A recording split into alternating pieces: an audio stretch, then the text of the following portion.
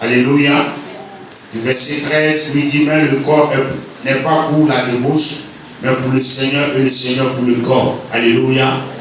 C'est notre verset de base, c'est là. Et lorsque nous descendons, il nous demande de fuir l'impudicité, de fuir la débauche. Alléluia. C'est un péché que l'homme commet contre son propre corps. Et nous avons vu tout ce que Paul a cité au verset 10 montre que toutes ces choses sont liées au corps. Alléluia. Et le verset 19, nous avons compris que notre corps est devenu le temple du Saint-Esprit. Et j'aimerais ce matin poser des questions face à ce mot. Parce que tout ce chapitre-là, le déclic vient, la compréhension vient lorsqu'on comprend pourquoi notre corps est devenu le temple du Saint-Esprit. Alléluia. Donc j'ai une question à poser ce matin. Quand Paul utilise le mot temple, il se réfère à quoi? Oui. Quand Paul utilise le mot temple, il se réfère à quoi? Paul fait référence à quoi? Ou bien à quoi Paul pense en utilisant ce mot temple? Il fait référence au tabernacle. Et qu'est-ce que fait le tabernacle au milieu des enfants d'Israël? Au milieu de son peuple, le tabernacle représentait quoi? Oui. Le lieu d'adoration, non? Oui. Non, on n'est pas encore arrivé là-bas. À peine de comprendre. Et puis il va faire le temps, puis j'ai passé dessus. Mais vous voyez que Paul, en utilisant le temps, le mot grec, on va voir ça après, mais Paul se rappelle que le temps au milieu des enfants d'Israël, le tabernacle était la présence de Dieu au milieu de son peuple. C'est important. Donc quand tu comprends que tu es un enfant de Dieu, présent au milieu de quoi? De son peuple. Et au-delà de son peuple, présent au milieu de quoi? Du monde. Tu représentes Dieu dans ce monde. Et Dieu n'a pas, de la manière que Dieu se manifestait dans le lieu saint et le lieu très saint, Dieu n'a pas un autre endroit où il peut se manifester si ce n'est que ton corps. Alléluia. Est-ce que quelqu'un comprend ce matin?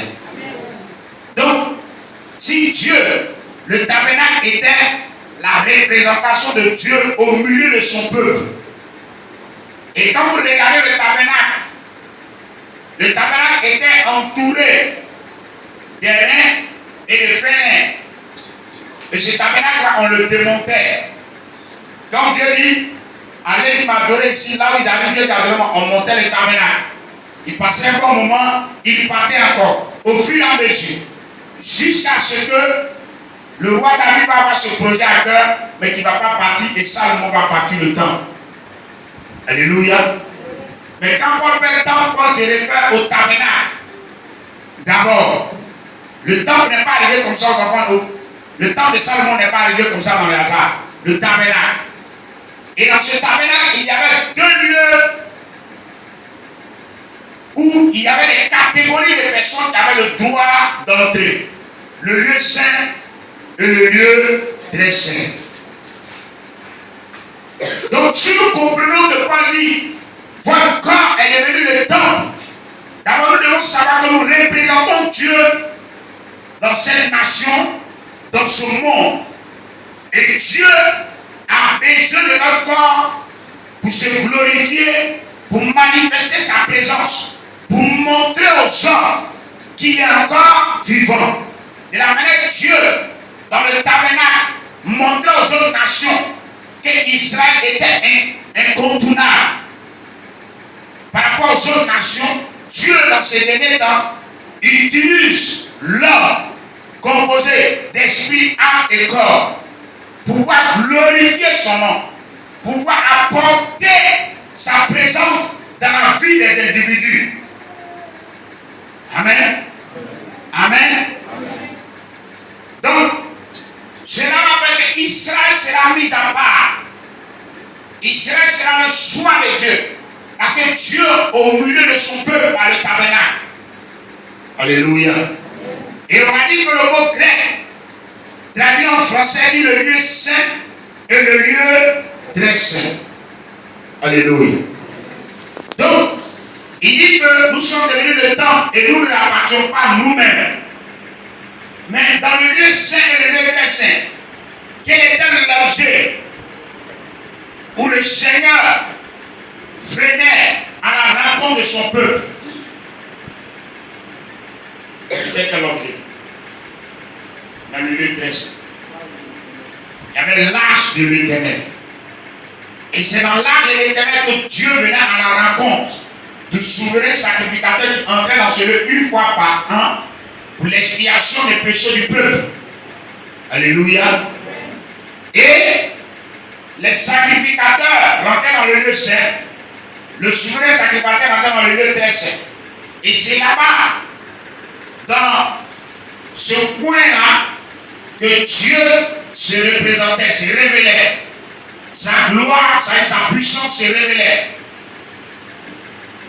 Et Dieu va chercher toujours un plan pour que son esprit demeure éternellement dans l'homme. Il va donner son esprit en le déposant dans un lieu particulier du corps de l'homme par Samson. Mais avant de toucher Samson, lui, l'onction qui était composée, qui était la préfiguration du Saint-Esprit, un symbole du Saint-Esprit, va toucher les sacrificateurs et les souverains sacrificateurs à trois endroits. Ici, ici, ici et ici. Ça fait 4. Pourquoi?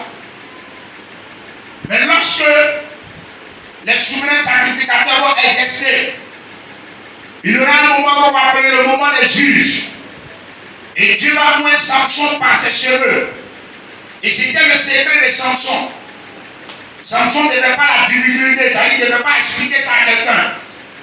Mais toutefois qu'il va trahir, il va faire à succédant en disant ça à Dada. Ils vont mettre ses cheveux. Et dans ces cheveux seront, nous allons comprendre que, tiens, nous allons comprendre que Dieu que nous servons est un Dieu magnifique, un Dieu qui programme tout, un Dieu qui sait. Et vous voyez que lorsque Dieu, par Jésus-Christ, va nous faire la promesse de nous donner son esprit, Dieu avait une vision. La vision de Dieu est que chaque personne qui est contre un enfant de Dieu ne connaisse pas là où habite l'esprit de Dieu. Alléluia. Imaginez-vous que on te dit que le Saint-Esprit de telle soeur se trouve dans son genou. Donc on peut casser le genou. Amen. Si on dit c'est l'alliance du pasteur, dès qu'on enlève, c'est fini. Donc, lorsqu'il emploie le mot le temple, c'est pour nous montrer la portée, la valeur que Dieu donne au corps, la valeur que Dieu a pour le corps. C'est encore au verset 14, il dit, et Dieu qui a ressuscité le Seigneur vous ressuscitera par sa puissance. Il va ressusciter quoi? Il va ressusciter un corps qui s'est mis à part. Il va appeler ce corps-là à la vie. Il ne va pas appeler un corps qui a demeuré dans la débauche à la vie. Et selon l'arrière-plan culturel de ce passage-là, les Corinthiens avaient une philosophie qui disait que l'esprit et l'âme sont sauvés, le corps, l'esprit et l'âme sont importants, le corps n'est pas important. Donc on peut vivre comme on veut une fois qu'on est sauvé. Et ils s'élevaient, ils allaient au temple, ils avaient des rapports avec des prostituées. Paul, voyant cela, choqué, ne comprenait pas, parce que la doctrine du gnosticisme nie l'existence du corps. Le gnosticisme dit que l'esprit et l'âme sont bons, mais le corps est mauvais, la matière est mauvaise. Alléluia. Et face à cela, Paul va dire, votre corps est le temple du Saint-Esprit. Si nous comprenons que Dieu autrefois, au milieu de son peuple, c'était le tabernacle. Dieu dans ces derniers temps, au milieu de son peuple, au milieu de cette nation, au milieu de cette génération, cette